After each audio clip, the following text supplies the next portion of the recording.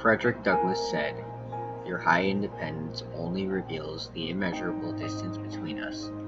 The blessings in which you, this day, rejoice are not enjoyed in common.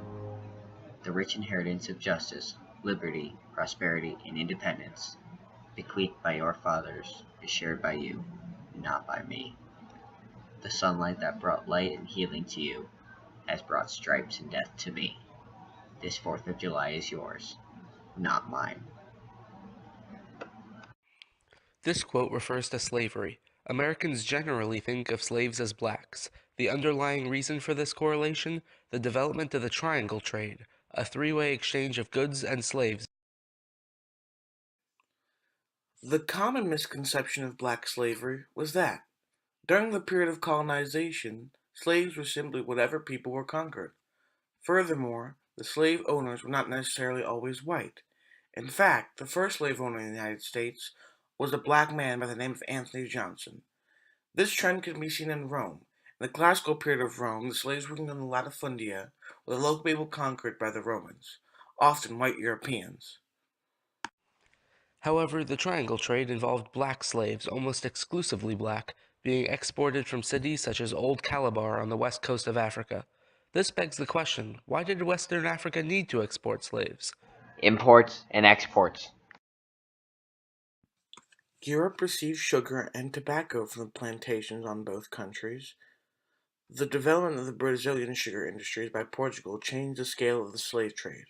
In the establishment of these sugar plantations, African slaves were shipped to Brazil. As the plantation expanded, the production of sugar increased. So too did the number of slaves transported.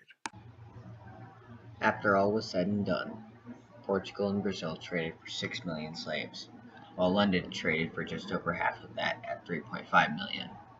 Because of the slave trade, a major economy formed, linking Africa, the Americas, and Europe. As the consumption of any raw material grew, more slaves were sent to the Americas, and more of that raw material was produced. Of course, there was a delayed effect because of the distance between the countries, but the growth and production of raw materials that Europe desired can be seen. Portugal had become a global power as a result from this.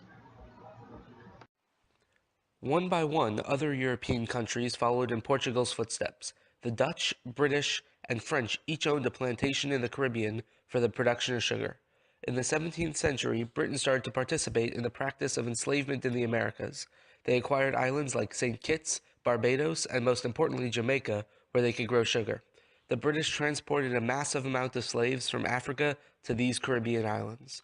By the time the British abolished slavery in 1807, they had transported 1 million slaves to Jamaica alone and another 458,000 to Barbados. This completely spurred the British economy as the slaves worked for free from sunup to sundown, which created mass sugar production, which could be sent all over the British Empire as the demand for sugar ran rampant. In the 18th century, the French slave trade exploded in the Caribbean, most notably in the island of Saint Domingue, which, like the British Caribbean islands, produced sugar. These French colonial islands became a hub of slaves for the French. By the time the French abolished slavery, they had transported 750,000 slaves to their colonial islands. Like the British, the use of slaves allowed the French economy to flourish. Prior to Portugal, trading of slaves across the Atlantic Ocean was insignificant in comparison to what it had become.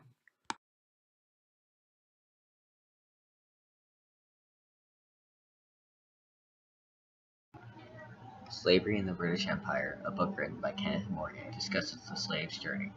He explained that the ships usually sailed from the ports of London, Bristol, or Liverpool to the West African coast. The journey took about a month to complete. The second leg of the triangle was known as the dreaded Middle Passage. This term described the transportation of slaves from Africa to the colonies in the New World. The selling of the slaves to the colonies was often brutal. The slaves were transported in two ways: loose pack and tight pack. The tight pack style had slaves lie on the floor in a tight, cramped, and uncomfortable position as seen here. By doing it this way, the ship captain could transport more slaves, even though more of them were expected to die. In the loose pack style, the ship captain had less slaves to start with, expecting a lower death rate. A contributing factor to the death of slaves was disease. famine, and malnutrition. Other non-biological hazards arose during the journey. This would include storms and slave revolts that resulted in the deaths of many slaves and crew members. This secondary source also discusses the life of slaves in the Americas, the rebellions, and the emancipation of slaves.